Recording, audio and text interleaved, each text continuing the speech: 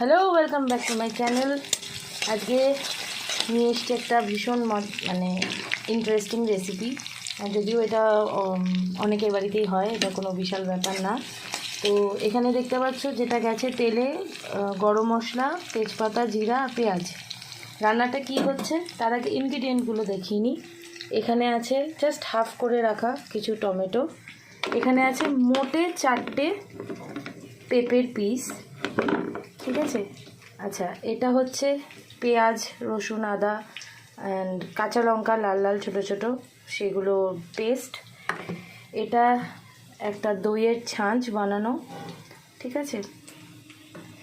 এটা হচ্ছে সেই মেন জিনিসটার স্টক।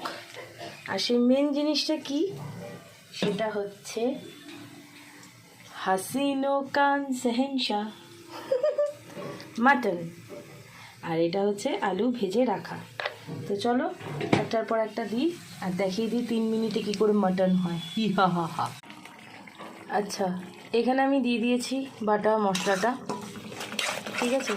এবার এটার মধ্যে যাবে কিছু গুঁড়ো মশলা। এখানে হলুদ, লঙ্কার গুঁড়ো, মাটন কারি মশলা, চিনি, নুন।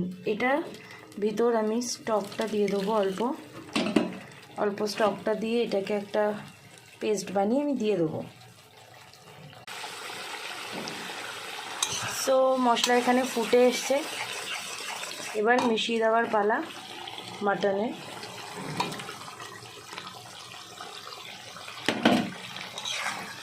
এখানে কোনো অন্য জল ব্যবহার করব না, আমি মাটনের স্টক দিয়েই করব।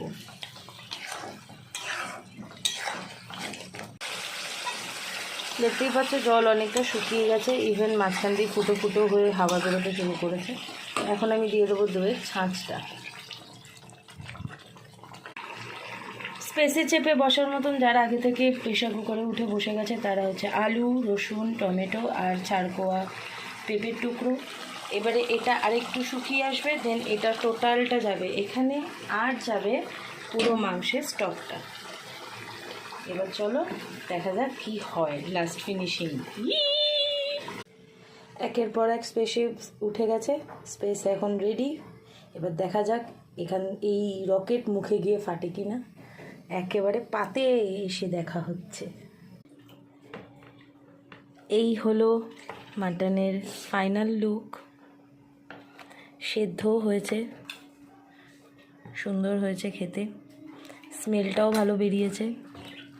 আমি একটুখানি দেখি। আহা হা, বেশ ভালো।